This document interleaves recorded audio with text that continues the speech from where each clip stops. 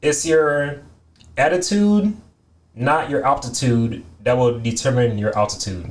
So as long as you're in love and you have a really good attitude when you like interact with people, because like we can only control like certain things. You can't really control the stuff in the external world, right? But you could control how you think and feel and what you do.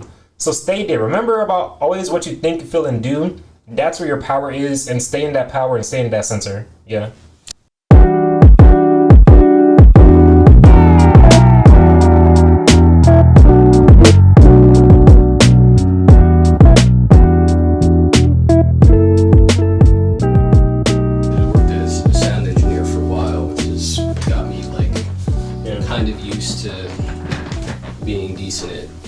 Doing sound and stuff. Lighting, I can't get. But how you doing today?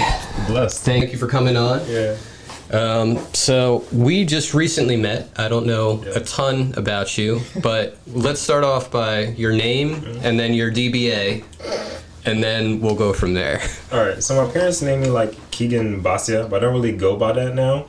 So in the coding space, I go by like Bootstrap Budha or Blockchain Budha, and I have like several other names, but mainly it's like Budha in the tech context and it's Bastia in like a business context. So Bootstrap Budha or Blockchain Budha, like the main ones. Gotcha. Yeah. All right. So tell us a little about yourself, and not the business side yet. We'll get to that. Okay. But yeah, I like to tell or show our viewers who the person is behind. Got it. Yeah. So my name is Budha or whatever. And I was born and raised in Philly, right? Both my parents are Haitian. And so I'm Haitian, 24 years old. I'm really big, like, health and, like, spirituality has been, like, my main focal point for the past, like, several years, since, like, 2015, going very deep into, like, my health and, like, spiritual journey. And, like, it's in the past few years, I realized that, like, money and business have been a lot more prominent in my life because I've been around a lot more business people and, like, entrepreneurs. So that's the focal point now. But usually at my core, I'm really big into, like, development, like meditating, exercising, reading, earthing, headstand, pranayama, breathwork, like anything that could help me be a better person. Absolutely. Any tool that could help me be a better person, that's what I focus on. But yeah, right now it's mainly coding, career, and tech stuff are the focal point right now. Yeah. And that's one reason why I wanted you on the show, is because that's something that our community is trying to clinch and get a hold of and share with our newly built community. So let's talk about the business side. So what do you do for a living on top of all of that? Right. So right now I'm in like a weird transitionary phase because I just got my insurance license. So right now I'm looking at different... Congrats. Yeah, thank you. It was actually like a lot of work. Like I failed it like 4 times, like literally. Like it was like a whole thing. But anyway, I got it now. So I'm looking for different insurance roles because the past like 2 years I've been working in different remote customer service type roles. So I'm trying to just keep the remote role going. And a lot of insurance jobs, they're remote. And the thing about tech as well, like 70 or 80% of the tech industry works remote. So it's kind of like, I'm just getting more skill sets that are remote based. Absolutely. Because like, I remember my last physical job, I was working at Amazon in New Jersey at a overnight shift that was like 10 hours. We were talking a little bit about this at our event. Yeah, and that was like ridiculous. I remember they like fired me and I bought my laptop. I'm like, I'm never working like a physical job again. So ever since then, I've just been kind of pushing this whole remote work from home thing and just like getting more like certifications and skill sets that will like allow that. Gotcha. So that's a great subject that we want to focus on today. So what have you been doing so that you can keep that remote position and make it more culpable for your lifestyle rather than going and working a 40-hour job in a storefront or something like that? Like what's worked for you over the last year and a half, let's say? So there's different types of remote jobs, right? So my first remote role was with this company called Nest International, right? So they gave me, it was a dispatching role. So basically if a store had an issue with like their toilet or the window, we'll call out and find a handyman that could fix it. So they gave me the 2 like monitors, they gave me my little box, I had the headset on and I was doing calls the entire day, right? But it's kind of like it was their software, so I can only do so much with it. And after that, I was with this company called Maximum Research, right? And it was basically like a survey company, but it was on my laptop. So I was just on my laptop talking to people, doing surveys, just chilling out. I would be like in the kitchen, I could be in my room, anywhere. And like it allowed me to travel a lot last year. Like last year, I traveled more than I ever have in my like life in general, especially like from November 21st to like January 1st this year. I was in Georgia, Indianapolis, Louisville, Kentucky, and Pine Bluff, Arkansas, right? And I was working remote the entire time, right? Yeah. But the thing is, like, that job wasn't like stable, so I'm realizing I have to like, with those type of jobs, sometimes you have to like juggle them, right? Yeah. But ideally, getting like a remote role that's on your laptop, because if they give you the monitor and stuff, you can't move around as much. So I've been realizing if I do get the job to where I work from like my laptop doing surveys and stuff, I'm probably even going to juggle multiple of them. That's what like I'm visualizing now. Just to have like, you need a backup, and you need a backup for the backup. I'm realizing this space. So yeah, especially after COVID, I feel like we all realized everyone needs a backup. So that's been like juggling different remote roles, and now with the insurance thing, I feel like it's a bit more substantial because it's like an actual like license. So like the insurance thing is what I'm going to like toss into the bucket as well. But and it's not something that's going to go away. Right. Like insurance, it's like a known thing. Just like juggling different stuff and just trying to add in more. It's like almost like I'm making like a soup or ingredient list, right? And now I'm realizing, let me add this in there. Let me add this in there. So at the end of the day, I have this full skill set of like remote work, and I could be in like Java, like Indonesia with like JavaScript. That's like the goal. I made like a short like poem like that, but yeah. You got to make the money soup, man. I'm about to start using that now. But so it sounds like you've picked up a lot of skill sets over the time that you have been working in this industry. So let's talk about some of those skill sets that you think help a remote worker. So technological ability, I would have obviously you're going to need to know how to use your systems on your computers as best as possible. Right. So what else could you add to that list? Right. I do want to answer that, but I feel like I should give more context because a lot of the skill sets I learned, I've been around a lot of like different types of business people, like a lot of like network marketing people, because I was a part of like Amway for a while. They kind of like groomed me like in terms of like my habits. They groomed me as well. And like in my youth, I had a lot of like door-to-door stuff as well and a lot of sales stuff. So I'm like used to kind of like that like grind is like knocking on the doors. So like that fueled a lot of my people skills. And I feel like that's the main thing I learned, like people skills, leadership, team management, time management. Those are the things I learned from like my different roles. But in terms of like remote work, it really just like me personally, I feel like when I learned about touch typing, that's when it became fun, right? So like I don't really use my mouse anymore. I only use like the keyboard because it's faster. A lot of people don't know that. It is, and the thing is, other people don't know. Before there wasn't the keyboard or the touchpad. Originally, like 20, 40 years ago, right? It was only the keyboard, right? Yeah. So that's how you interact with the computer. But now, Gil would tell you. Huh? The guy that comes to our meeting that has built computers I was about to say Gil would tell you. He'll definitely tell you. But shout out to like Steve Jobs. I feel like he's not that he's made people like lazy, but he's made this just so like you don't really need to know the like keyboard shortcuts. You don't really need to know the terminal display because there's so much different apps and touch this and touch that. But for me, when I touch type, it's a subconscious and like muscle memory. So now it feels like an extension of me. I'll just be on my computer is this like extension of me? So that made it a lot more fun. But there's a lot of different softwares that are prominent. But I'm saying like it really depends on the company you want to work for. Because some companies like, you need Windows. Other thing is like an Ethernet cord, that helps a lot. Having a headset helps a lot. Having a webcam internet helps speed, CPU speed for sure. Yeah, because there's a lot of like roles that require like the internet speed, the webcam, the headset. Absolutely. So just make sure you have those things as well, like the actual hardware for it, and then the software. I feel like at this point you should know how to work like a browser. You should know how to work your. Let's hope. let us pray on that. But those are like the very like basic stuff, and like you will like just adapt to like the company because they usually do like a little training, but it's fairly easy to adapt to. Gotcha. So why insurance? Just because of the sustainability of it? It was just something more why insurance? Solid. Actually, my friend got me into it. I never really visualized insurance myself. Really, I have a lot of friends that work. Actually, it's funny that. So you're the first one that's actually came to our group. We have them in our network, insurance agents, but you're the one that's actually came to the networking event. And the next day, or yesterday, I had one of my friends who runs a large construction insurance company. He does post-restorations for like the... hurricane events and like storm events. But he's like, I really want to come out to this networking event. Do you have any insurance agents? And I'm like, as a matter of fact, the first one popped up last night. That's funny. I got to get you in contact with him for sure. Yeah, definitely. Because he's also looking to hire agents onto his team too. So maybe that's an outlet that you could possibly, view with him. Yeah, I have the PA Life Accident Health insurance. So he does like property. He does everything, everything. from the actual construction of homes to restoration of homes, but he also does all of the insurance policies on them, attached to everything. Yeah, I'll definitely talk to him. Yeah, 100%. Yeah. I'm hoping that he's very big. Like he runs a business from Florida to New Jersey, so he's busy.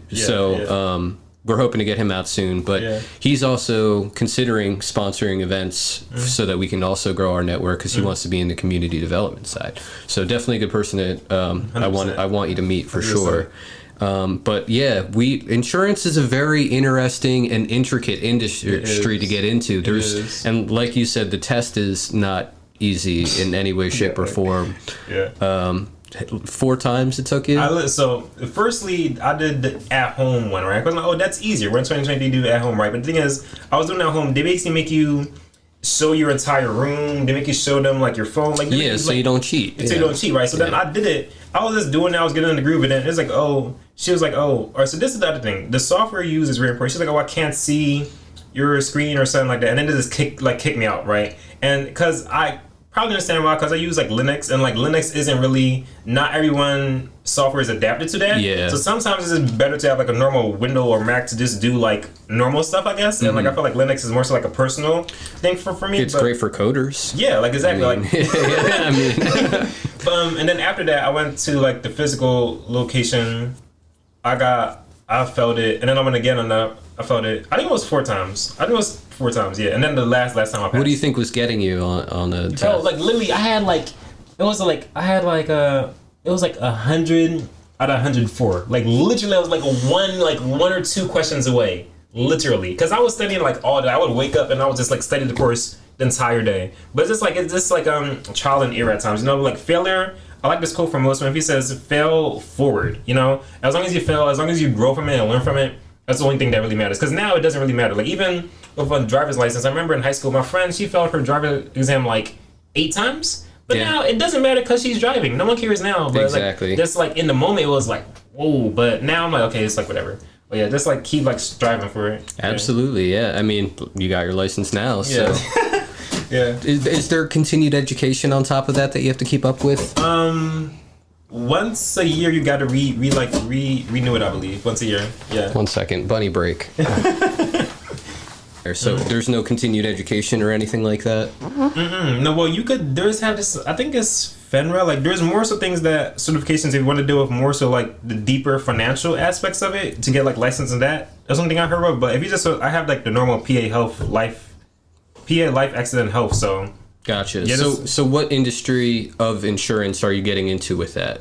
Right. So I'm focusing on life right now. So life and health, they're slightly different, and it's interesting because like they often overlap, and a lot of times it's like they say that they're financial like advisors. It's which is interesting. Yeah. So right now, like my main thing is like as long as it's remote, that's the main thing. I had an interview like 2 days ago. Yeah, the same day we met. Yeah, I had an interview like 2 days ago with this company, and like they seem to be going well. The thing that kind of made me a bit irritated at first, because my friend, she like introduced me to it, and she was working at home, working remote. Because like it's funny, like I told her, yo, you should go remote, and then going to her space, seeing that she's working remote, she and her with their models, I'm like, wow, like she really like listened to it. Anyway, she was working a job that was base and collect mission, right? That's great. That's what you want. right. And then, but when I started to go to interviews, I done like several insurance interviews. Like majority of them are like a commission based, and I was asking, I'm like, are there any hourly stuff in this industry? There was like not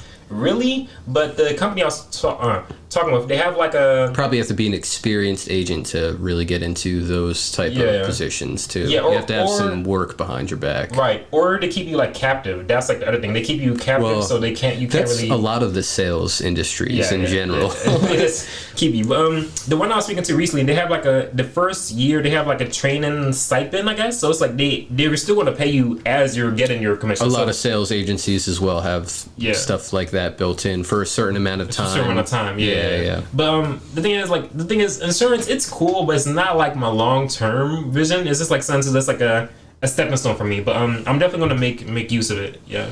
Well, that's all we can do at the end of the day. Yeah. And it's definitely an industry to get into. Again, sustainable job, that industry isn't going anywhere. Yeah. Unless the banks really do go under, and then that's the whole. Then you don't have to worry about life insurance or anything like that. That's what I But so let's move into your aspirations, and let's go from your current work to your passion. So what are you passionate about? All right, health, the environment, and sustainability. Yeah. So ESG, in a sense. Have you ever heard of the term?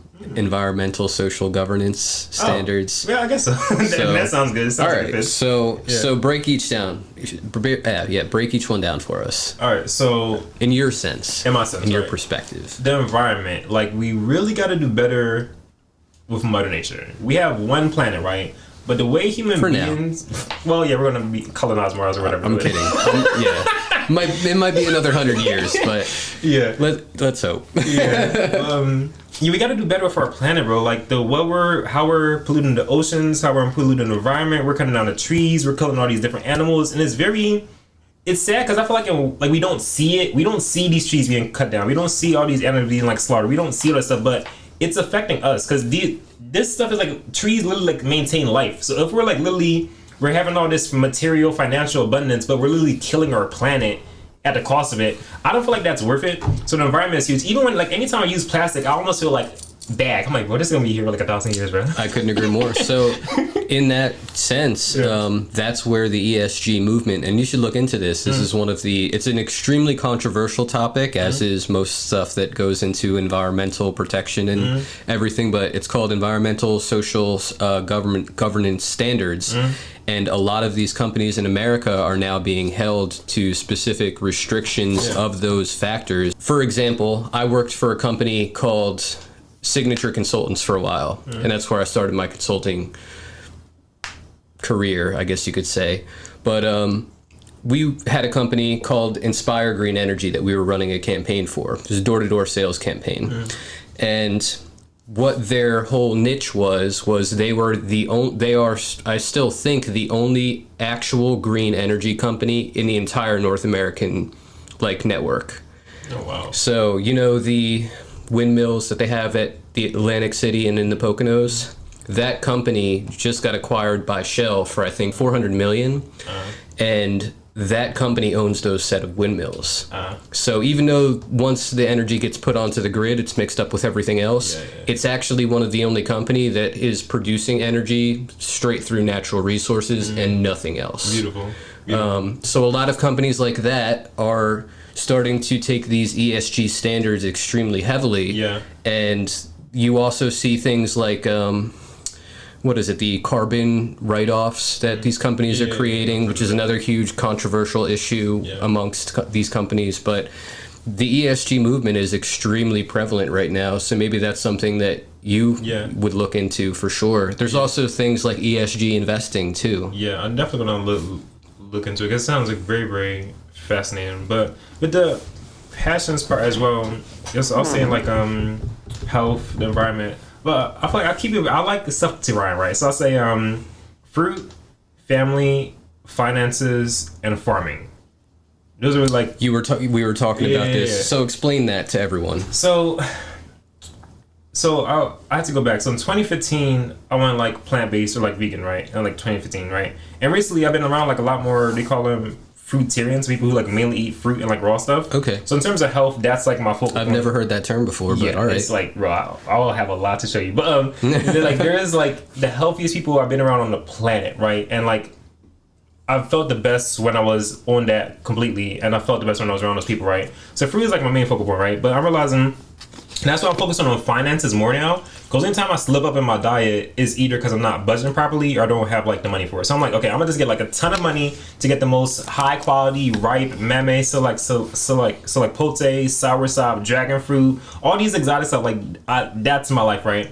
And then family, I want like a huge family, right? I want a huge family, and I want like a lot of farmland and acres of like fruit trees. So like sovereignty is the end goal. Like my own food, land, clothing, and shelter.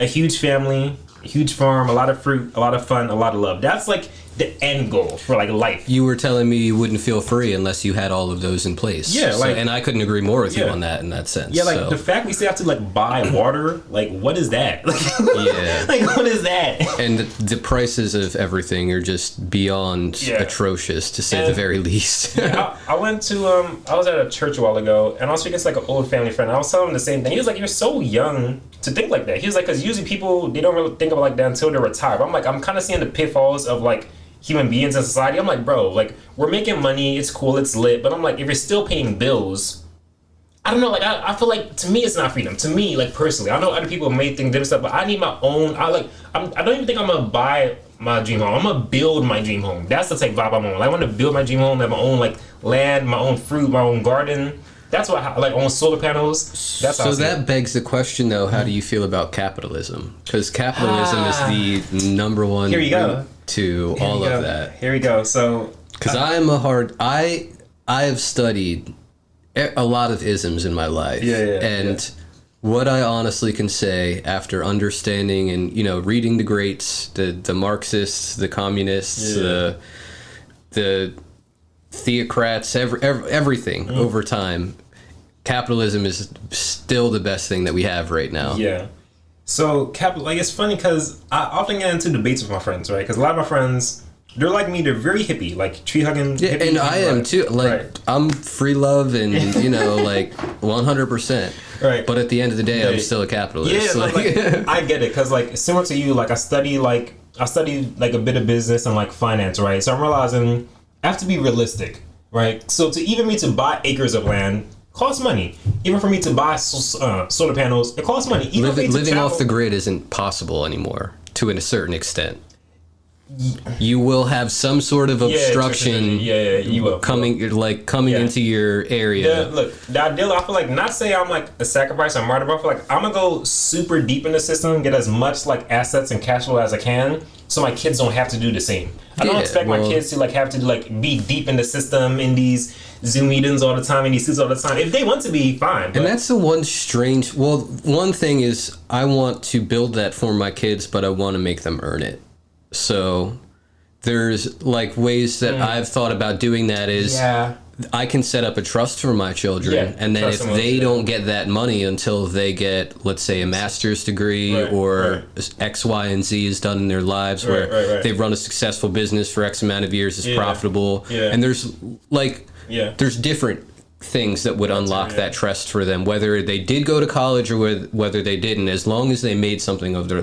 That's something that I think of, because I have a decent amount of assets in my portfolio. I'm a portfolio manager to begin with, and when I think about what my next move, like if I have children, and I want kids, but it's just like, how do I set up those systems now so that they're done before the kids get there? Yeah, see, and that's the other like weird thing about a lot of people, especially people our age, don't talk about generational wealth. They don't, and that's so it's very pleasant for you to even say those words. It's mandatory for me, because I didn't come from like money, really. Like I really didn't. I grew up in Philly, and I didn't really go to the best part of Philly, the best school in Philly. So I never was really around like affluent people. It's only the past few years I've been like studying like all these business books, been studying all these money books, and around a bit more entrepreneurs that I've been seeped in like the consciousness. But in my environment isn't the best. So I'm done with like the poverty stuff. I'm done with the whole, because like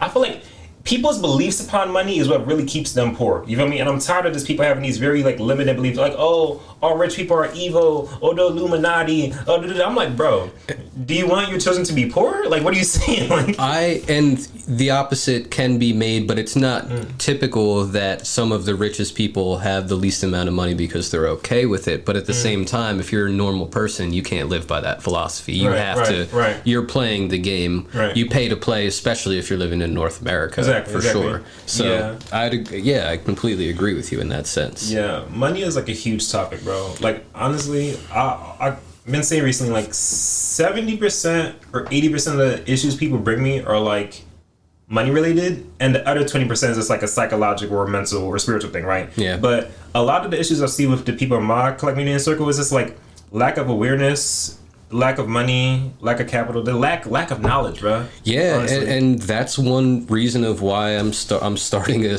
financial book series. Yeah, and I'm hoping that this really catches on because everybody talks about, and especially people our age. Like, how old are you again? 24. 24. All right, I'm 29.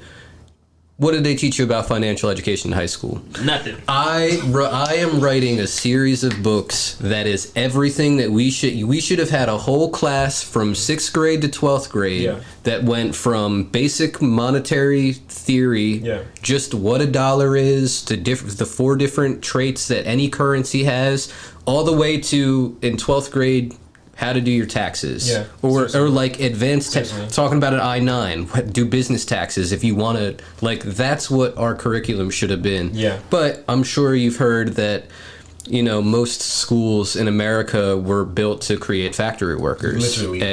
And look at where we're at right now. Look at where we're at. So that's why I started writing my series, and it goes from anyone that wants to actually teach themselves about investing hardcore, start building algorithms for themselves, where I want the series to end, to, if you don't have time, I have a book on copy trading where you can go on certain exchanges and just use an API key, trade or to get a profitable trader, and just match their movements. You don't have to do anything. You're making profits.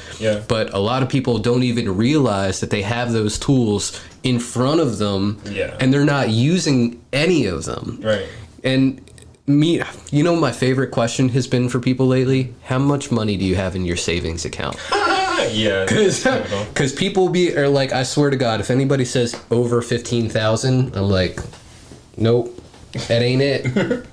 You got 100,000 in your savings account, and you want 2% a year on it. The national average is 2% now. Right. It's that low right now. That's ridiculous. And everybody talks about like S&P index funds and stuff like that. They're not doing great right now, but they're 6 to 15% a year, especially if you get like a really good one. That's 4 times the national average, even on the lower end. Right. You know, so why aren't we? And again, like why I started this, why aren't we having these conversations? Why is sports betting more important than portfolio management? Please tell me. Please.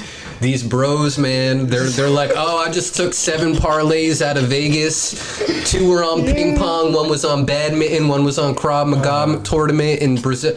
I'm just like, yo, I could have set you up with 4 stocks that probably will do 21% by the end of the week. Right. And even if you're paying 18% in taxes on the end of it, you put in $10,000 and make 18% on it. Right. You're coming out with a decent amount of a chunk of change. And with how volatile the market is lately, there's so much money to be made in trading. Yeah. Not day trade, not like sit by the computer and literally watch the chart second by second. Just like week-long, like just short-term positions.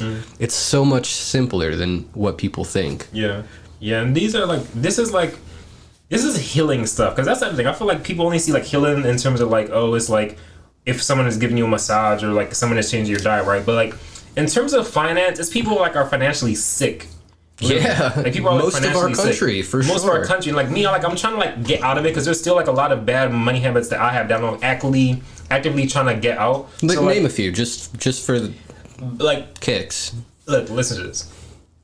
Save at least 10 or 20% of every single thing you make. It sounds simple. I know it sounds simple, but like seriously, read The Richest Man in like Babylon, right? I feel like that's a very simple template. But you don't have to be a money wizard. You don't, right? But start off, like, of course, like, down the line, investing is the better way to go. But start off saving. Because we saw after COVID how, and, like, we saw after 2008, how quickly financial stuff could, like, turn left and right. So 2008, 80% of people ended up in abject poverty throughout the entire North American region.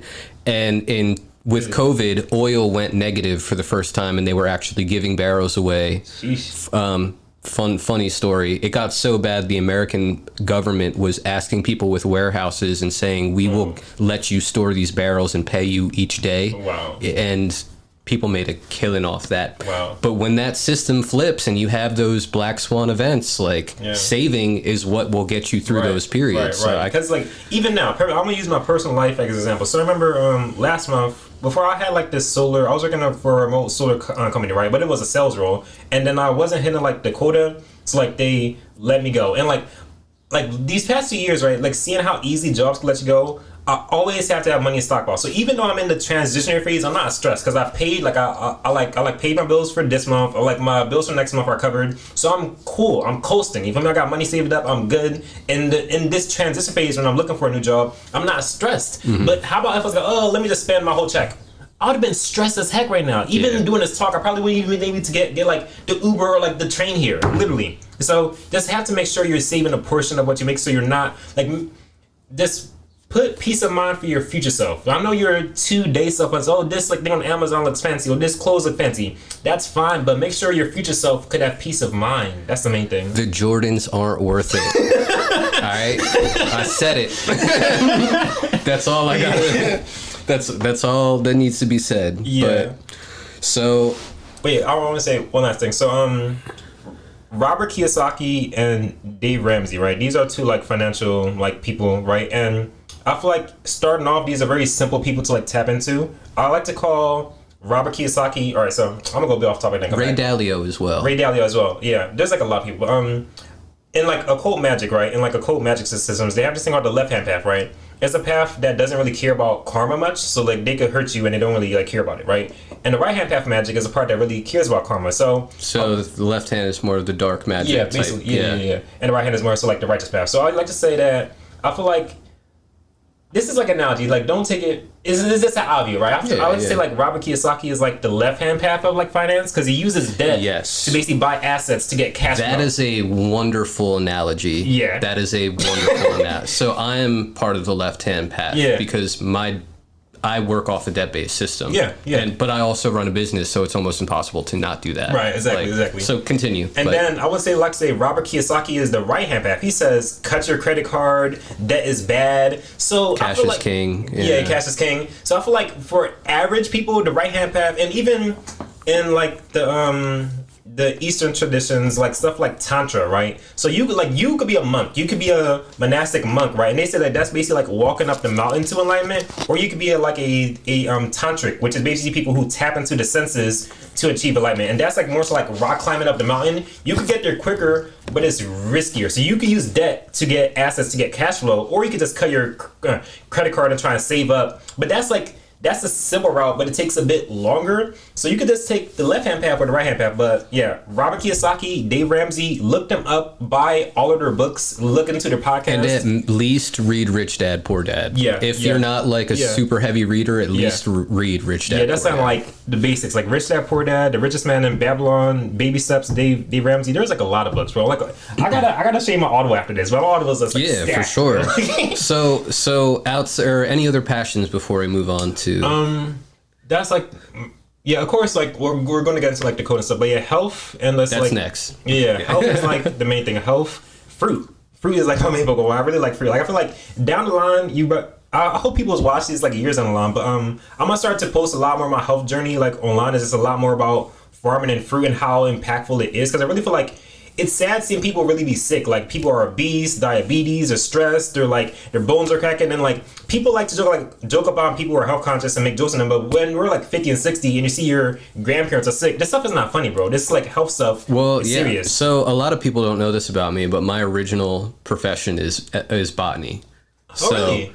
So I was a botanist. I ended up working for plant nurseries. And in environmental centers around here, and then I ended up in the cannabis industry out west. Okay, that's But I'm not pure. Like I'm way better gardener than I am in the cannabis industry. So don't think I'm only working with cannabis. I study ethnobotany, and that is the direct correlation of flora and fauna within their natural environments.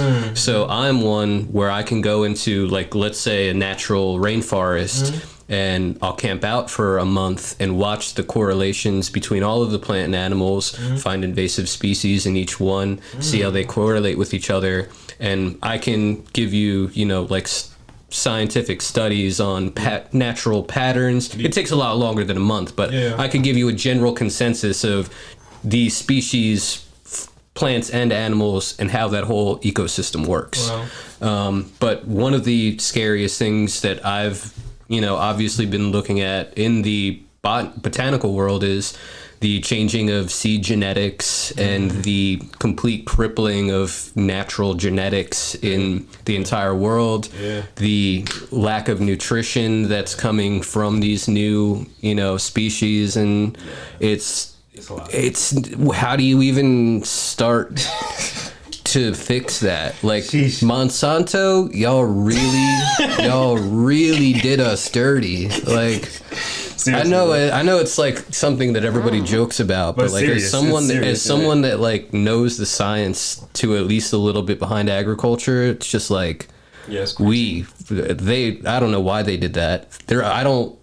Why would you do that? It's like money, bro. It's like money, but like in a negative context. That's ultimate left-handedness.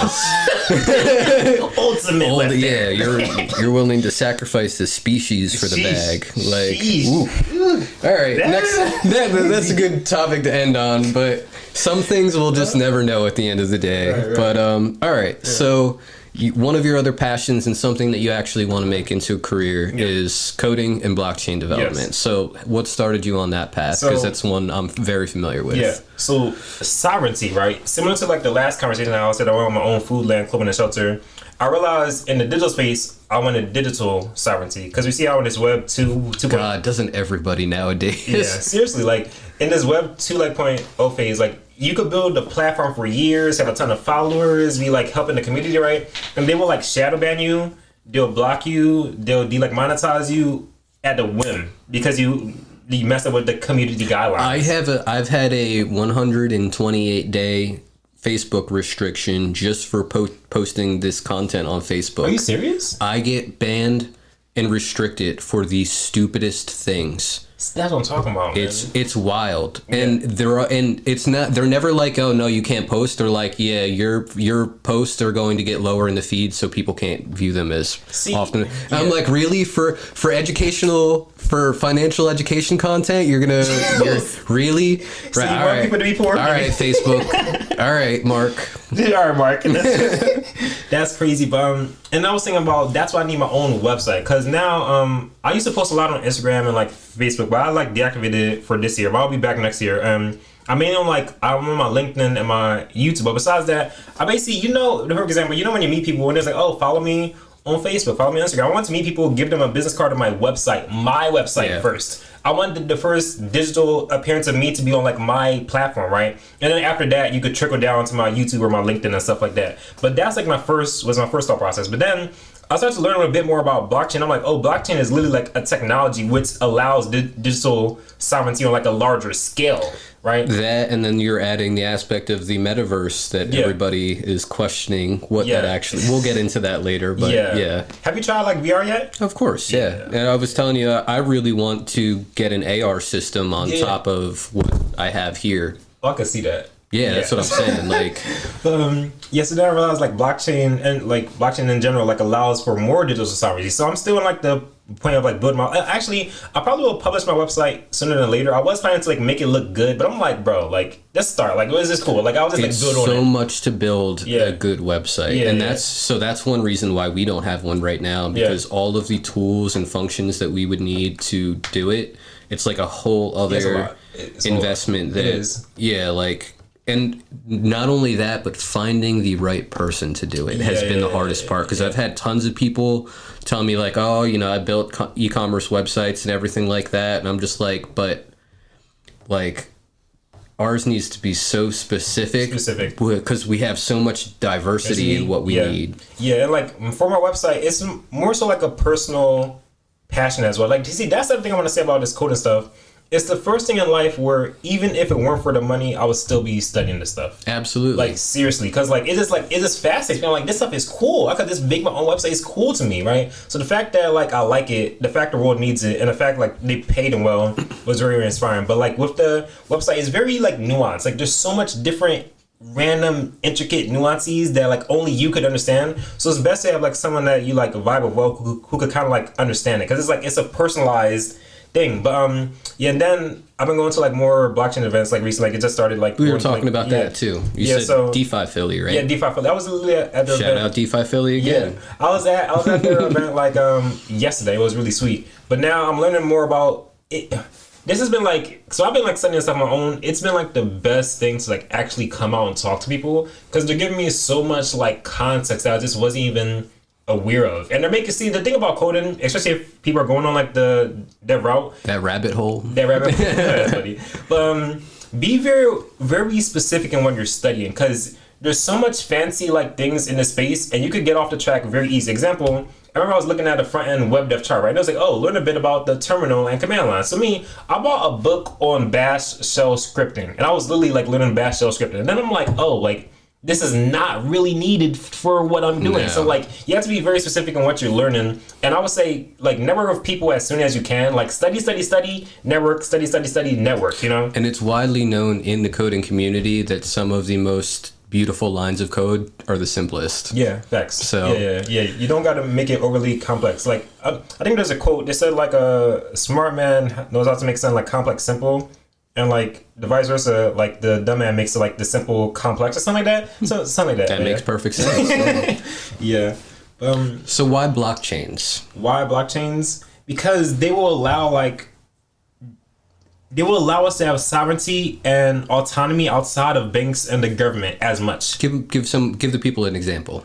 All right, so now if like with money, right, you have to like have the middleman of your bank. You like your bank, you have to trust your bank, right? First you have to trust the government and the bank, which is a whole other story. But first you gotta have a bank. I don't know about all that, but all right, continue. You gotta connect it with like other bank and like transfer it, whatever, right?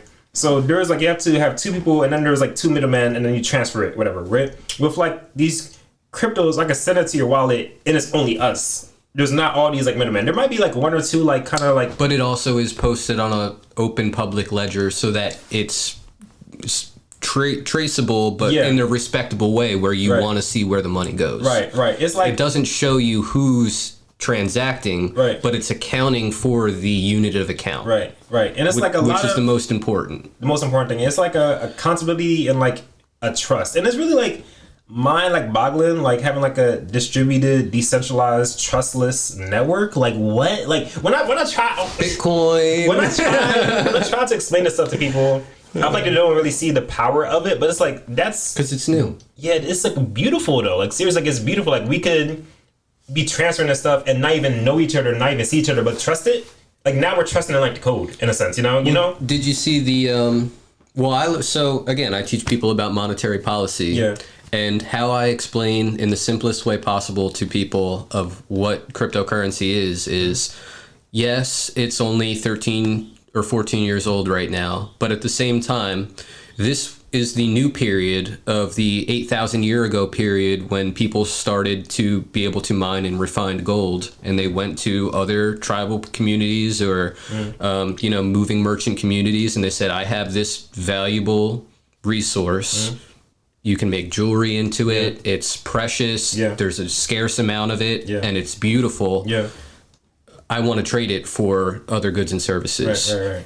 How crazy do you think people were back then when they were like, you want to give us a rock for what? But here we are 8,000 years later where it's literally what we base most of our currency systems around the entire world. Right. The gold standard. Right. So gold is like fascinating. I want to like pick your brain on that stuff more because like please, ask all the questions you want. Yeah, even go back to like the Babylonian mythology. Their myth is basically like human beings came from like higher beings, and then human beings are kind of like a splice. The Anunnaki, right? So like human beings are kind of like they came here to like literally like be slaves to mine gold. So even in like the ancient myths we have on the planet, there are definitely gold historical has been like precedents. And like I feel like even if like an alien were to come here, I feel like gold would still be of value, honestly, because I feel like just like some people theorize that comes from like space that wasn't like originally here. So like gold is fascinating to me, not only for like the monetary like aspects of it, but even like the spiritual aspects of it. Because even I mean, there's so. Do you know what a Dyson ring is? So beyond the story of the Anunnaki, what they supposedly could have built and were trying to obtain from getting and compiling all of this gold was to create a system where you would build a resource, or I mean, an energy capturing web around planets, but it also needs a whole bunch of gold dust within the outside of our atmosphere for it to work. Sheesh. And that's what they were building it for, so that basically you could create a sustainable, renewable energy resource through any sun around you. Jeez, so that's one of the theories of if the Anunnaki were real. Not saying it are, but that's one of the things that they an ancient alien or a super alien race would want to build. And they're possible to create. It's not out of scientific standards.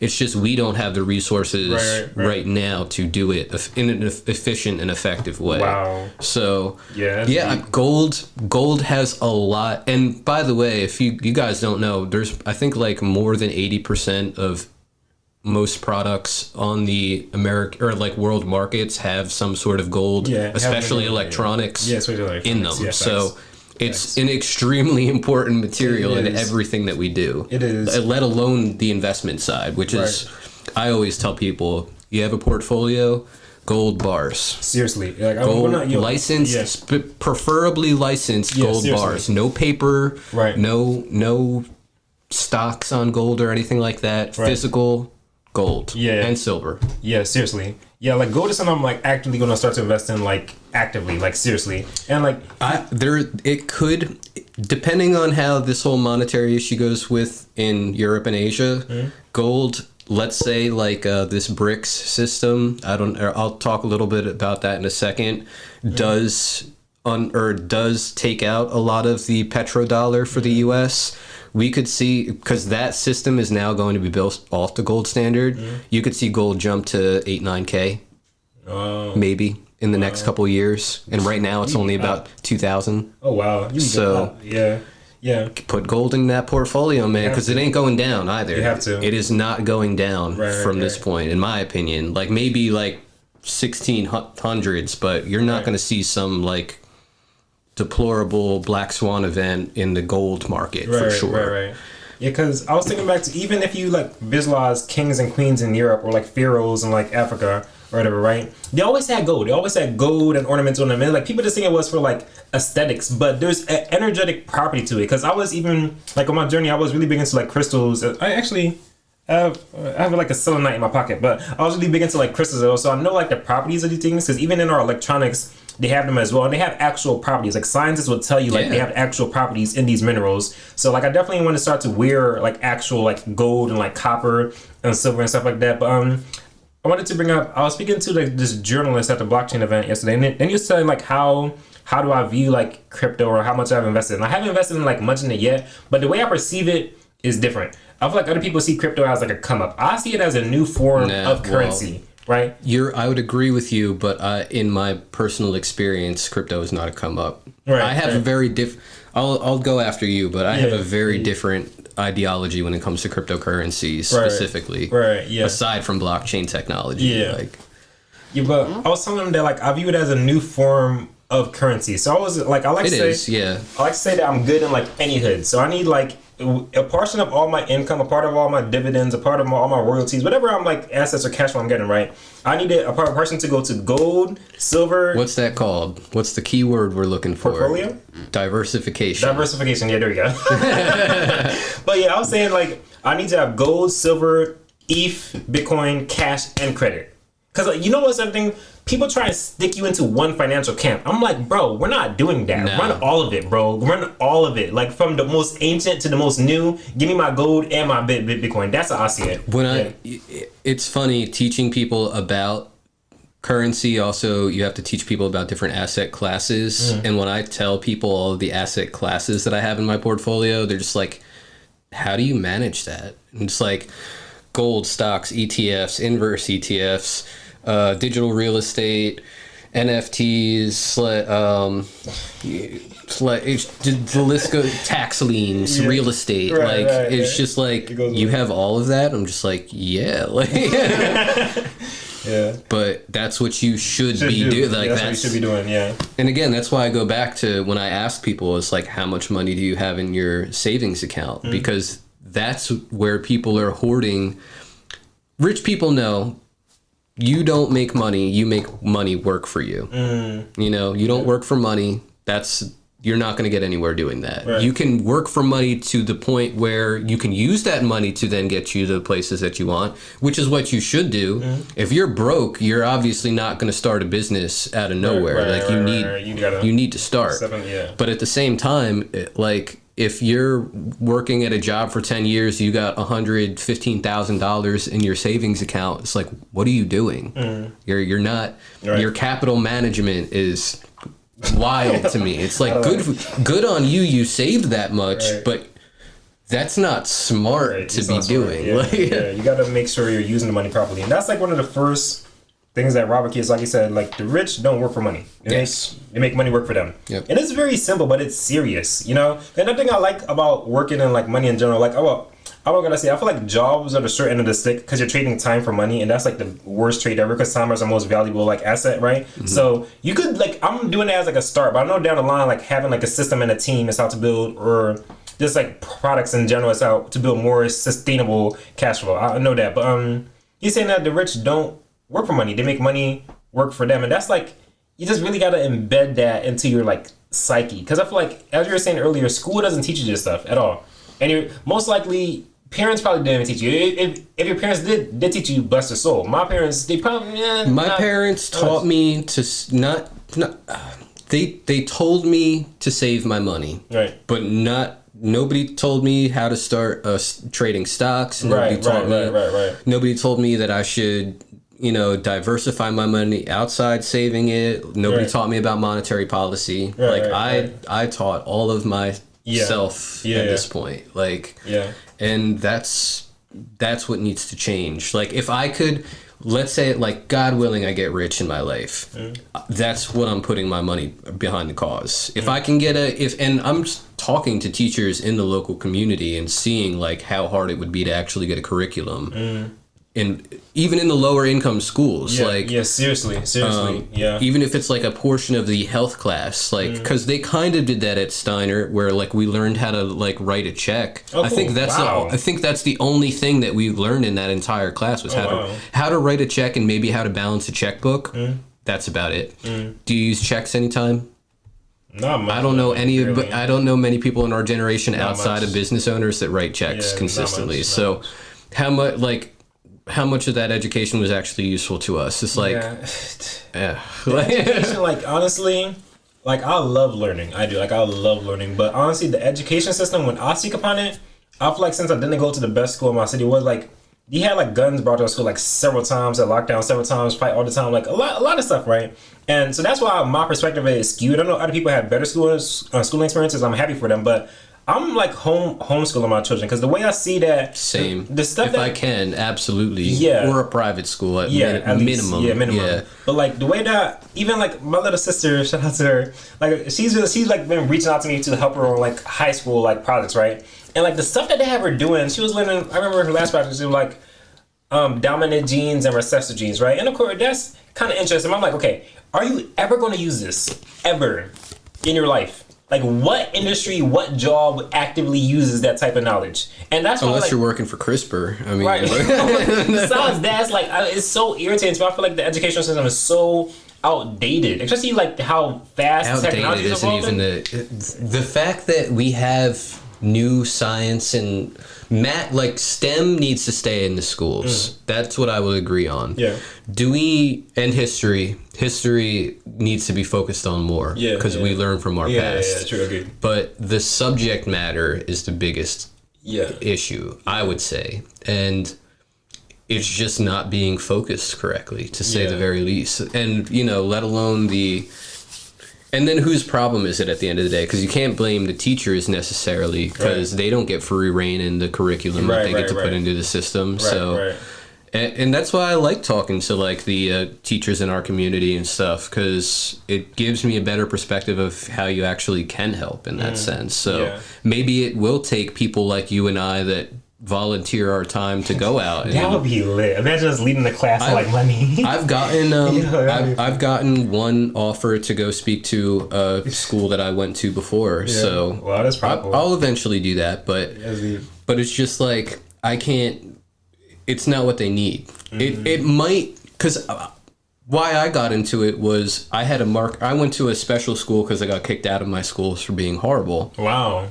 And I went to a school that had about 30 kids in it, and it was a specialized school. Shout out to Hamilton Education Program.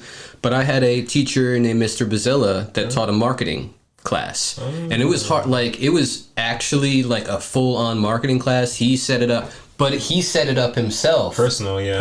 And we did everything from, product placement, different styles of marketing. Wow. And the end of the class was we watched Jerry Maguire. Wow. Show Me the Money.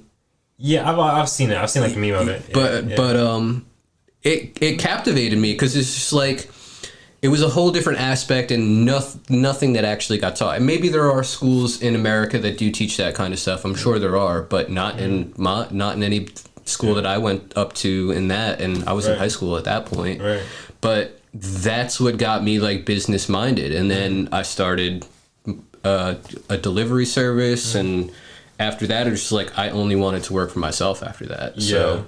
Yeah. But it does take those individuals going out and doing their own thing. Seriously. Yeah. Yeah, it's like the journey from employee to entrepreneur is kind of like the journey from a caterpillar to a butterfly. Absolutely. Literally. And a lot of our educational systems, they groom you to be an employee. Even the way it's set up, like you have your school break, and then you have your break on your job, right? You have the different bells, you have your different alarms, something like when to go from this shift to that shift. It's kind of like they literally set it up as like for like factory workers type vibes, you know, like on some Pavlovian dog type like responses. You're like, oh, the bell, gotta go here, So, but that's why the past few years I've been trying to.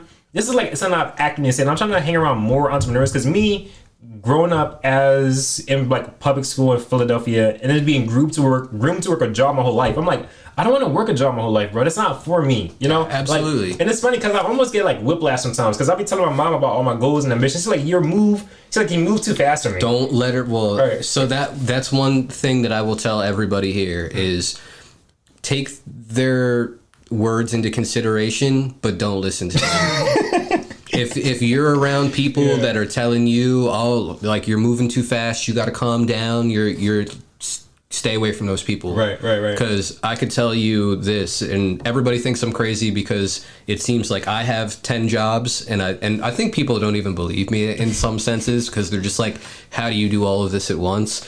But yeah, like I manage a portfolio and I run a podcast and I have a music studio I do the books for, and I do marketing and promotion for different music, but it's just do it. Like you gotta do it. Yeah. Like, and like I work 7 days a week. Yeah. But that's how I'm getting it done. It's I'm not working 40 hours a week and chilling and going to the bar after work or doom scrolling all day. Like this week I edited 3 interviews. I made like 75 different reels, I made the schedule for how all of those reels are going to get out. Yeah. Now we're doing an interview. Had a meeting yesterday with another interview that I'm doing in the next week. Just texted my friend Ashley, who's going to be the next podcast after this. It's sweet. And then I was checking all my stock portfolios this morning. But it's just go do it. It's as simple as that. Right, and it's like so much more inspiring and motivating. I remember I was in Florida in 2021, right? And like,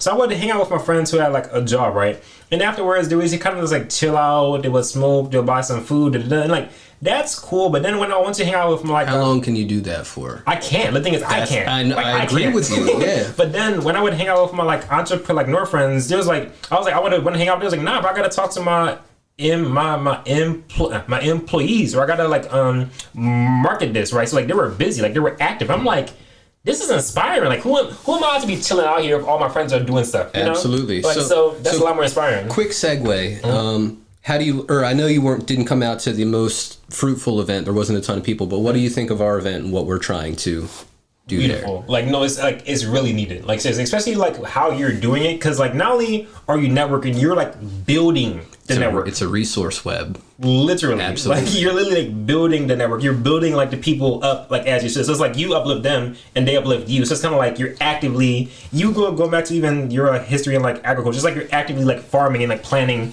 and watering all these seeds. So a lot of, or I don't say this to a lot of people, but all of my investment practices and also my business practices are built around a system from ethnobotanical bases. Wow. Because it's about creating the most unique environment so that so that the little variables can thrive the most. So in that sense is I built a community free open network and the people that are going to shine the most are going to come and then it's going to attract the people that need those resources. And it's all free. So that's why you see, or we have like, I don't know, like probably 80 people that are members in the meetup community, and then we have 45 people over the last 4 months now that actually have contributed, are doing stuff like this, and then also are in our referral system. So we have an online system. If like, let's say someone needs a specific skill or trait, like I see it on Facebook, I'll just tag Current of Currencies, give them their name, they can see the videos of the people who have been on, and then they go use their business, they support local, and everybody wins at the end of the day. Everybody wins. That's deep. You know? Yeah, I feel like the type of subject and environment in kind of changes the way if you were interact. Because even like yesterday I was coming from the blockchain event, I was talking to my friend, I feel like the like idea of blockchain being a distributed, decentralized ledger, right? And I feel like the community of people who like that type of technology, it was such an open vibe. All these different cultures, all these different people, everyone is open because like the technology. It was worldly.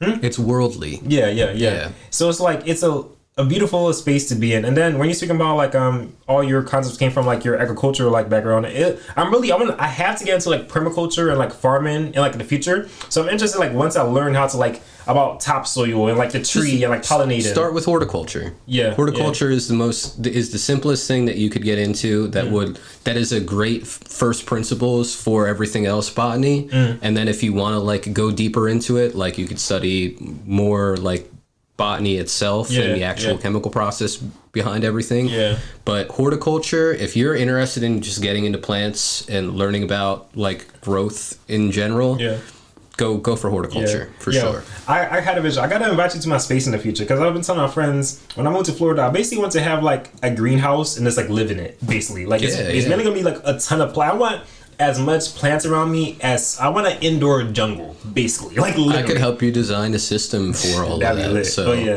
and that's like the vision. But I know all the tech stuff is just gonna allow me to like do more of that. It's funny because I feel like I've been using this analogy with my friends. It's like a lot of my friends just want to go to like the jungle, right? And they're trying to go straight for the jungle, but then they get like had to come back because they can't sustain it because they don't have money, right? It's like me. It's like I'm going deeper into like the system, but I'm gonna end up in like the jungle. That's kind of funny. That's how I see it. That's how some of the richest people end up. And you just don't hear about them because the smart rich people aren't the ones that are putting themselves out in public. Yes, like that's the thing. I've become a lot more private in a sense because before it's not a bad thing. It's not a bad. I'm just a lot more particular where I put my energy because before when I was on like Instagram and Facebook, I would have pulled like everything, like share everything. Like, oh, I'm hanging here, I'm eating this is where I'm gonna have a point I realize why am I doing unless this? You're an influencer and you're trying to get money off click views, right? It's like there's no reason for it. Like it was cool in one sense because my friends, they were always like motivated. Like I remember years ago, my one friend was like, "Oh, your page is like a spiritual oasis," and like that was like a really good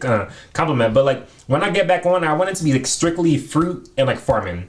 Like my personal life is like my personal life because it's like I may integrate them. You want that to be your brand in a sense. Yeah, like when I get back on Instagram specifically, I want it to be mainly like, oh, look at this like banana tree I planted, or look at this sapling I just grafted. I want it to be like actual. Like, I have a friend that actually does exactly that with succulents. Sweet. Yeah. Oh yeah. Because I have a lot of friends in Florida who like actively have acres and acres of land and fruit trees, and like going to see them, I'm like, this is inspiring. So I'm going down there to learn from that, specifically in Homestead, Florida, because that's where like majority of the farmers are. But I have a lot to like learn about that stuff. Because if I say I want my own food, land, clothing, and shelter, I feel like I should start learning how to grow my own food, and fruit specifically. So I used to work for a community program called the Rutgers Master Gardeners Program. Mm-hmm. It's volunteer based, but they pick 30 people a year, and they'll do a free short-term master's class. Mm-hmm. You don't have to be in the college or anything. If you get picked, they'd probably accept you because you're younger. They ask you to end up doing volunteer work where you collect hours and then you actually get a Master Gardener's title. Oh, wow. I had that for a while. Oh. I haven't kept up with it or anything. That was like 2011 or something. Mm. But that was one of the steps that I took before I started working for nurseries and seed banks and everything. Mm. And I got that, and then that led me through the door of getting a job at Dragonfly Farms and then Seasons Garden Center. Sweet. And then I left for Colorado after that, but that's what gave me all of my base knowledge for horticulture and really started my journey in that. Sweet. So there are community programs that are free that you could go to as long as you're willing to, give back at the end of it. That could 100%. Teach you all about that stuff. Yeah. And it's county based, so they're in every county, in every state, yeah. Yeah, see, that's the beautiful thing. We have access to so much, Even me, finding your events. I literally went on Meetup, I was like, blockchain. I went to all of the events. I gotta start asking people more where they found our events from. Because like I was explaining to you guys, we have so much social media now. It's where did you come from? Everything, yeah. and then sometimes it's you get those random answers, oh, my friend told me about it. It's who's your friend? What is your main, social media thing that you're focused on? What's the main one you want to drive? I don't have one anymore. Seriously? When I think about, all right, so what am I trying, I keep asking myself, what am I trying to build here? And I want a business consulting firm that I, am the head of. Mm. That's the second part. Portfolio management is where I make my bread. Right. What am I going to reinvest in with the profits that I make from that? Right, that's why I started this network. Yeah. So a lot of people are like, why is all of this free right now? How do you make money? And I'm like, well, I don't have a business consulting background. So I'm trying to show people that I can create a portfolio for myself, have people be like, all right, he actually knows what he's talking about, and then feel trustworthy enough for me to get a contract signed with them. So for the time being, for the next couple months, I am offering these free services.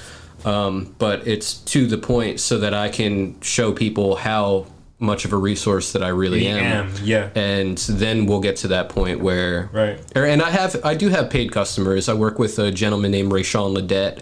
He's a licensed clinical social worker, and I've co-authored 2 of his study guides where he helps people. He's got a YouTube community where he helps people pass their LCW and licensed clinical social worker exams. Mm. The end goal is to still manage my portfolio, have a business consulting agency, whether we be grassroots like we are right now or do something like search engine optimization and, social media. I would have to work more on my skills in that because right now they're very limited. I know what to do, but I don't have that portfolio behind me that I could show to people and be like, that's what I'm hoping all of this ends up being. Yeah. And then I want the networking event, which is going to be based around a 501c3 that I want to create. Yeah.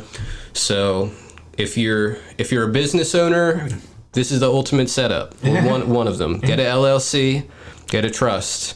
In the trust, have a 501c3, a charitable nonprofit organization. Yeah. And depending on what type of business you're doing, if you're doing events like me, do everything under your 501c3 because you get the most optimized tax write-offs. Right. You'll end up keeping all of a ton of extra money at the end of the year, and then you'll have people feeling more comfortable because you designate a trust to specific things.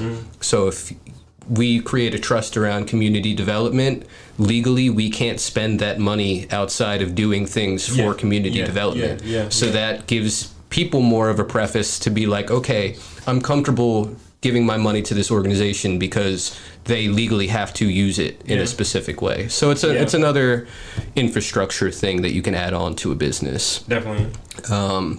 So charitable organizations. We want to do like community fundraisers. We also want to help businesses do fundraising. One of the I have a friend named Ahmed Salim who runs a insurance construction company from New Jersey to Miami. So what I was explaining to you, he wants to start getting more involved in the community with fundraisers because he's literally going up and fixing communities. So if he can be more of a public figure in those communities, there's going to be more business for him at the end of the tunnel. So that's the kind of stuff that I'm trying to help business owners out with and get that set up, situated for them so that they can have that clear mind of being like, this really is the way, you know?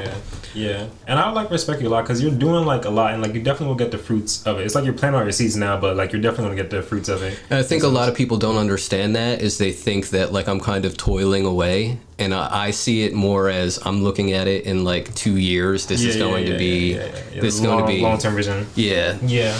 But in terms of incorporating like in corporations and trusts, I really gotta talk to you more about that in the future because I read a couple books about it. How to Start Your Own Corporation by like Garrett Sutton. So basically, like Robert Kiyosaki, he has this like his side team called Rich Dad Advisors, and they're like all these people who help with like tax and like business, and like they speak about how important it is to incorporate your business into different types of business models. But like mainly with like even with my website, like at the bottom I have like just like an LLC name I was thinking about for like my website, but like definitely having a trust, having a will, having like all this stuff is very living will and all of that. Yeah, with my like website, I feel like I feel like everything comes back to my website. Like everything we're speaking about in terms of tech, in terms of business, in terms of society, it all comes back to my website. So I gotta publish it sooner than later, and I'm gonna invest like as much energy into my website because I feel like once I do that, it'll be so easy. I'm like, bro, just like check my website. Exactly. I have a video on it. I have a post on it. I have a blog on it. I have a poem about that. Like it is like I would just refer everyone to my website.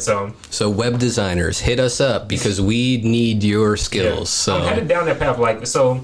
Send us a message. Yeah, seriously. Blockchain engineering, in terms of like career, I focus on that. But in terms like of my personal, like the thing is, these things are corollary, right? Because if you're a blockchain engineer, it helps if you know HTML, CSS, and like JavaScript, right? Because even or if you're into smart contracts, knowing Solidity. Yeah, exactly. Yeah, because they say that Solidity is very similar to like JavaScript. They say, I'm like, okay, so it's like I still gotta like my website is still in like the works. For like a personal, because I basically want it to be a personal and a portfolio and a brand and business thing. I want it to be like a hub, for like me. It's like a best of me and like a digital realm, basically. That's what I want. But I definitely got to build that and start to like share it more. Seriously. So there are with going back to you wanting to work in blockchains, there's so many different types of blockchains. Yeah. What is there a specific industry that you want to get into in blockchain technologies? DeFi, most likely. Yeah, decentralized finance. Because I feel like since DeFi, my bad. But I feel like since I like money is such a pertinent thing to me as well, and like having money that's in like a different form, it just be like so fun to me. You know, just like I know this Absolutely, and I know that. Yeah. So I feel like that's where I want to lean towards. But I still got to see where I will fit the best. But yeah, that's where I'm like leaning towards. So. Great question in that sense. So we're at a point in history where there's a large currency war going on around the world. What is currency to you? What is money to you? A social construct. There, folks. You know that those memes that are like, folks, we got them. That's getting clipped out, and I'm just like, yes. You know, like people be saying like gender is like a social construct or something. It reminds me of that. I love it. I'm glad that you said that. For those of you that didn't know, it's an inside joke. So we talked about this at the meeting. Like I view it very, very similar to how you view it, because we know like Nixon took the dollar off the gold standard in August 15th, 1971. Yep. We know that. Right, so we know our money isn't backed by anything. It's really just belief. Like, that's all it is. Recently, the Federal Reserve board members have been coming out, and I saw a very intricate and telling interview. I don't know if it was Jerome Powell specifically, but one of the older gentlemen were talking, and they were like, we don't need to worry about a banking crisis in North America right now. The Federal Reserve has all of the money, and we have an infinite amount of money. And I'm just like... What? You said infinite? I'm like, okay, so we're admitting to it being a problem now. Right, that's like... So, I want to do a skit where it's Local man gets sent cease and desist orders from Federal Reserve for teaching about financial education. But it's one of those fake news interviews where the person just goes off after like. So I want to look at like it's a real news reporter that's like, all right, Karen, our next story today, a New Jersey business owner has been getting a cease and desist order from the Federal Reserve for his financial education campaign. We need to warn you, this gets graphic, or this interview gets explicit, and it's just me like, you finna f***ing tell me that the Federal Reserve is trying to just printed 2/3 of the money that it's ever existed in the last 3 years, and you don't want me to tell the public about it? Yeah, I can see that. I can visualize that skit like clearly, but it's serious. And stuff, they just though. go off on everybody that works there. Yeah, that is funny though. But yeah, the money stuff is like it fascinates me because I like Robert Kiyosaki, Dave Ramsey, and like their whole groups or whatever. They show me a lot, but I want to start to get like the physical copies as well. Like next time I come, hopefully I have like physical copies so I can just like pull out the book and pull out the exact like quote. But I got them all upstairs. Yeah, he's already decked out. But I listen to like another thing. Like I love reading. Like I love learning. Like I listen to like. And I don't like to be put in one camp. So like, oh, I only read hardcover. I only read softcover. I only read audiobooks. I only do PDF. I do all of it. Kindle, audiobook, PDF, whatever it is. Like I'm like learning all the time. Even I was telling him, whatever the flavor of the day is. Yeah, whatever the flavor of the day is. I was telling him like while I was on the train ride here, I was reading the like Collect Ron because I've been like joining them for like Ramadan, and then like Lily from the Uber drop to here, I was like listening to this blockchain book. So it's like I'm just always like learning.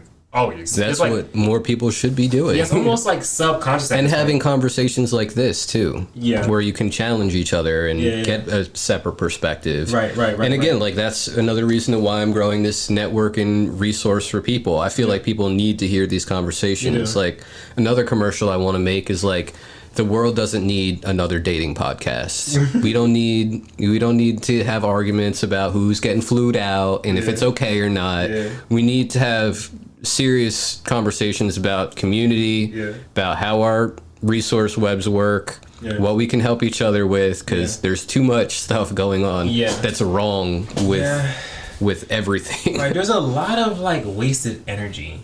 Like a lot of wasted energy because like I love the internet, but you know, one of my biggest pet peeves is those channels of people trying to do trick shots all day with like I didn't even know that was a thing. Like it's crazy. When you like, they're making so much money off of just toiling their energy away.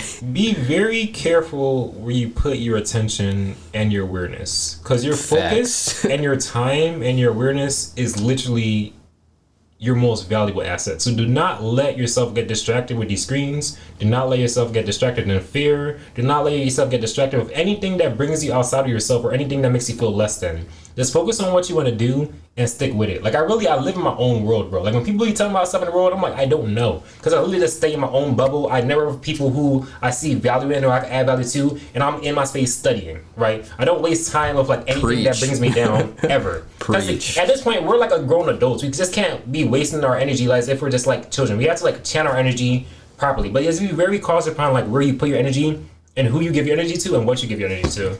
Yeah. Perfect example, going back to the sports betting thing. I had a conversation with somebody, and he'll probably see this, but I was talking to him, and he was talking about how he like lost a whole bunch of money on parlays or something. I was just like, go buy some stocks or like invest that money. And then he made it like he argued as if that wasn't going to change his situation at all. And it's like comparatively, really break that down. You lost 100% of a bet, but if you buy a stock, very, very, very rarely will it actually go to zero. Like literally 1 in like 10,000, unless you're really buying like crappy stocks. But if you go buy JP Morgan and collected 5% dividend on it a year, that's not going to fluctuate much. They're up right now too. Like that's one of the stocks that I hold. Not financial advice, but it's just like why doesn't that click for most people? Why doesn't like actually having an investment, any type of actual real investment, important to people right now? It's programming, bro. It's funny because we were speaking about. Is it? And then that's the like scarier part. Is it really that bad of a culture in this? It is. That's what makes me want to leave America, bro. Like I'm not raising kids here. I'm not raising a family. I'm not. I would be terrified. Like I do appreciate the U.S. for all the privilege it has given me, but I do also know my history, and I'm leaving here. I'm gonna run it up. I'm gonna get as much money, royalties, dividends, like rent money from. I'm gonna get everything I need to cash flow. I'm gonna get all of that, right? And I'm leaving. Like I'm leaving because it's like it's almost like I'm on a ship, right? And I see it sinking, but no one else sees it sinking. I'm like, I'm just hop to like the next ship. Nero is fiddling and Rome is burning right now. You know? Yeah. That's what that's the way I look at it. You know what's funny? I was telling you like how I love like hip hop and freestyling. One of my like bars, I always say like I'm gonna burn it down like Nero. Like that's what I always say. Oh man, that's funny. But yeah, man, that's the thing I'm really like I fell in love with too. Like it has been like a passion recently. Like rap and hip hop, like everything. Like it literally like is like a self-healing therapeutic practice. I feel like it's just getting so diluted nowadays. All right, so let me give context. I'm talking about like old school hip hop, like old school. Yeah, like 2010 and before, and especially the 80s and 90s. Yeah, like 80s and 90s where I'm like really at, like ancient stuff. I'm talking about like brand like Nubian, X-Clan. Yeah, okay, all right. KRS-One, Raw Kim. I'm talking like that like era of people. So, no, I completely agree. It's something like next to coding, that's probably the thing that like next to coding and fruit, that's probably the thing that like I love the most. Like literally, if I'm sad. Like, and if I'm so sad to the point where I don't know what to do, I freestyle because it's literally something that like uplifts my spirit. Like literally, like it helps a lot. Honestly, it helps a lot. Yeah, I love it. Like I love it. Like honestly, and it's like putting pen to paper, but just like verbally. Yeah, and you know what's funny thing? Last time my friend she had a track, and like I had to like write it down, and like that's harder for me. It's easier for me to freestyle than this. I was thinking about. Ironically, I was thinking about this earlier. Freestyling. Mm-hmm. I don't know why, but I can't freestyle, but I can write the most beautiful poetry. Well, yeah, I have a lot. But I can't. But you put on a beat, I'm just like yeah. But I can write like really good. Yeah, it's interesting. I feel like people have different like strengths and like weaknesses with different types of like art. But yeah, I had to like I always said, if money wasn't a thing, right? If like I had all the money in the world and I didn't have no obligations, what I would be doing right now is probably. I'll be creating permaculture eco villages along the equator of the planet. I'll be making a hip hop album.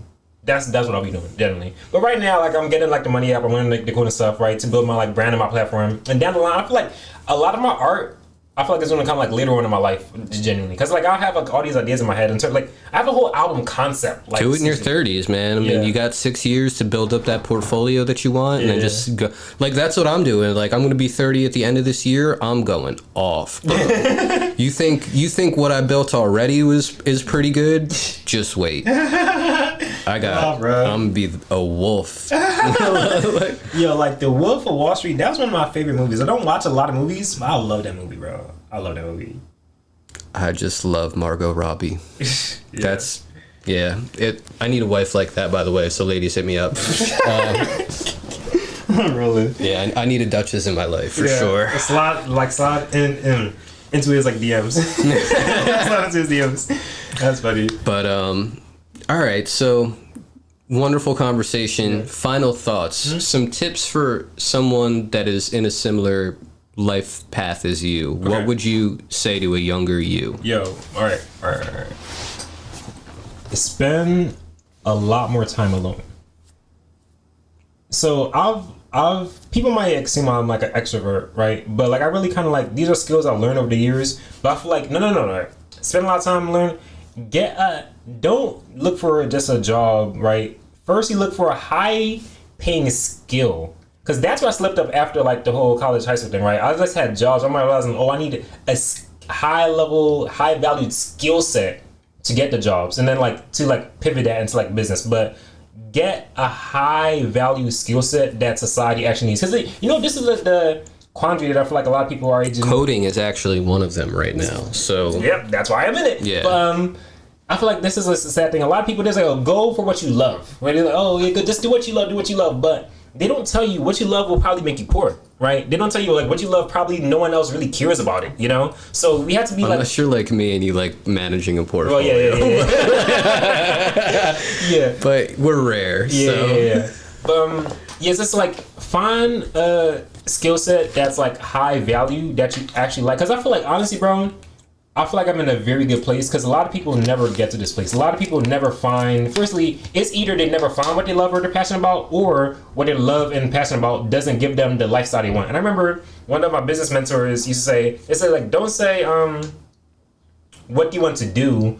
What type of lifestyle you want to live? Start from what type of lifestyle you want to live, and then come back to see what type of skill sets will get you to that lifestyle. That's perfect. Right? So, like, think about that. But, yeah, just like center yourself, of course, meditate as much as you can, exercise as much as you can, eat as much fruit as you can, do as much breath work. Fruit, bro. But yeah, that's the main thing. Is stay centered, stay loved.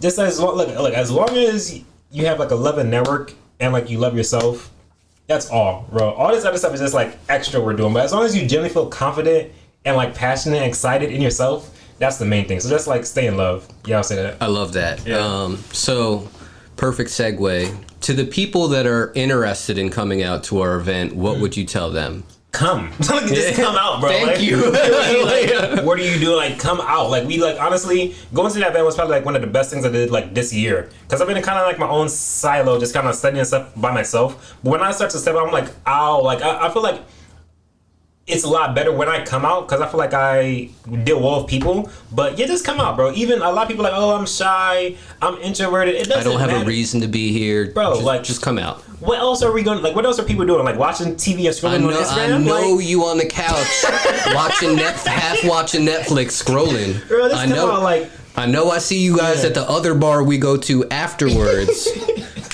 But yeah, it was a loving space. Everyone was open, and like it was like a very diverse group of people. But like everyone was open. That's one of my favorite things. Yeah, about very it. diverse. But yeah, we're getting old and new people as well. Right. It was like a very loving space. Old, young, black, white, left, right. It was like very, very, very loving space. Everyone was cool. So yeah, just come out. You know, it was just like love, and there's people like actually helping people out with their projects. Like the guy, he was talking about his book. We were just giving him pointers. Like there's a lot of people in different backgrounds, but the knowledge and compassion and nurturing that's actually there amongst the people is one of the best things that I've ever created in my life. Yeah, and people care. Like we live in a time where a lot of people think that people don't care. Come meet the people that we're hanging out with. People care. Yeah, big facts. So final thoughts before we end this.